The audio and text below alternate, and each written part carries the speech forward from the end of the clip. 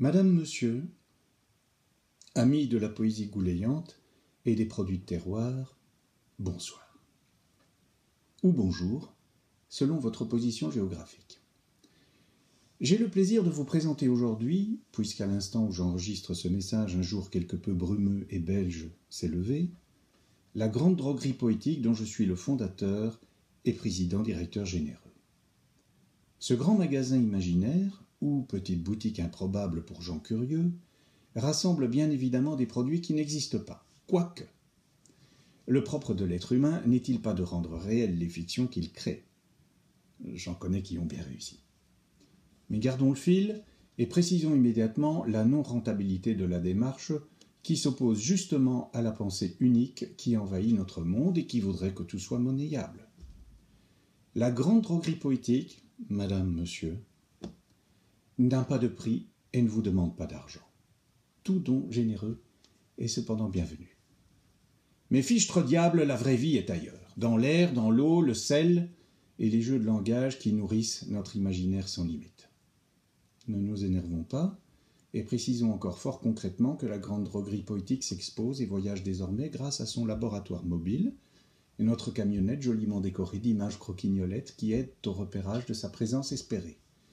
Ainsi, notre petite philosophie créative peut-elle se propager de village en ville pour rencontrer un public qui ne fréquente pas toujours médiathèque, galerie, boucherie, charcuterie, quincaillerie, bazar ou musée d'art contemporain et autres lieux sacrés de la culture institutionnalisée. La grande droguerie poétique est absolument libre et peut s'installer dans les lieux les plus incongrus, de préférence bienveillants. Un public tout ébaubi assistera à la présentation de nos produits selon un principe bien connu du camelot qui, cette fois, ne cherchera pas à lui fourguer des objets vains tels que batteries de casseroles, flûtes indiennes, encyclopédies surannées, produits de nettoyage bidons, collections de voitures miniaturisées ou râpes à fromage. Que nenni. Nous nous contenterons de présenter l'indispensable. Et par exemple, un véritable petit bonheur. Voyons bien l'étiquette, petit bonheur. Une idée saugrenue. Plus important et nécessaire par les temps qui courent, le dissolvant de dogme.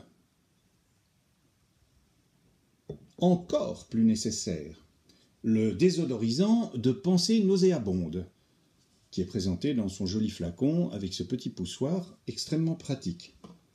Dans le même ordre d'idées, car la grande droguerie est aussi quelque peu politique, le décapeur de bêtises, qui est extrêmement utile par rapport aux institutions qui nous gouvernent. Et nous avons aussi, toujours par exemple, l'extrait de résistance créative. C'est un hommage, bien entendu. Sans oublier, entre autres choses, mais ô combien fondamentale, l'infusion de chaleur humaine à laquelle nous tenons beaucoup. Tout cela est loin d'être exhaustif. Une bonne centaine de produits sont désormais conservés dans notre réserve et la collection est en expansion permanente. Veuillez remarquer que tous ces produits sont uniques. Il ne s'agit pas de fabriquer à la chaîne. Nos bidons, boîtes, flacons et bonbonnes sont réalisés en un seul exemplaire en notre atelier. Les étiquettes sont dessinées sur papier ingre, à la main, avec de l'encre, des crayons de couleur et une pensée joyeuse, quoique parfois teintée par les angoisses existentielles nées de la conscience aiguë de notre condition tragique d'être humain. Rappelons-nous que nous sommes mortels pour mieux goûter la vie et revenons à nos produits. Métaphores graphiques et textuelles, ils sont destinés avant tout à titiller votre humour et provoquer des cascades de pensée. Car enfin, un produit en évoque un autre, puis un autre, et encore un autre. C'est sans fin. Penser fait du bien.